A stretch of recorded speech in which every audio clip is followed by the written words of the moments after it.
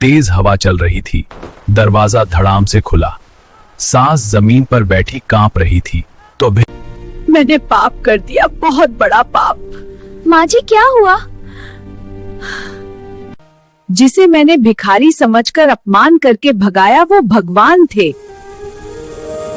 दरवाजे पर वही साधु खड़े थे, पर अब उनका रूप बदल चुका था। दिव्य प्रकाश फैल रहा था। ये कौन है?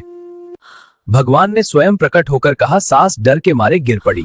मैं वही हूँ जिसने भूख में रोटी मांगी थी। फ्लैशबैक। दोपहर का समय। साधु ने दरवाजा खटखटाया।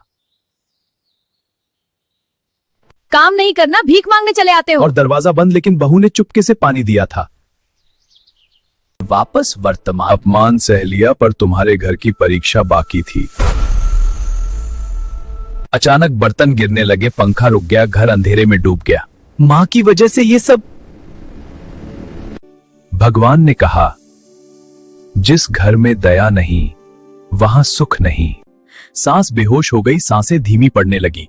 प्रभु सजा मुझे दे दो, माँ जी को बचा लो।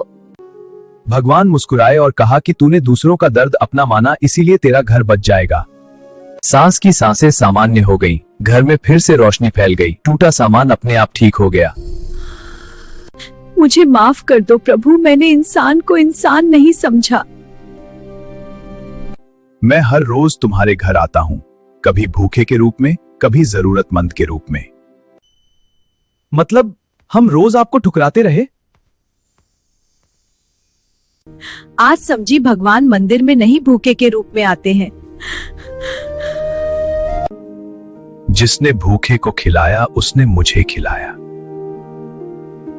घर की हालत बदलने लगी। गरीबी खत्म, बीमारी खत्म, घर में खुशहाली फैल गई और भगवान प्रकाश में विलीन हो गए थे। उस दिन के बाद उस घर का दरवाजा कभी भूखे के लिए बंद नहीं हुआ। लेकिन इस चमत्कार के कुछ दिन बाद फिर एक अजनबी दरवाजे पर आया, और जो हुआ वो और भी चौंकाने वाला था। कहानी अच्छी लगी तो लाइक करो, ऐसे भावुक चमत्कारों के लिए शेयर करो और सब्सक्राइब करना मत भूलना।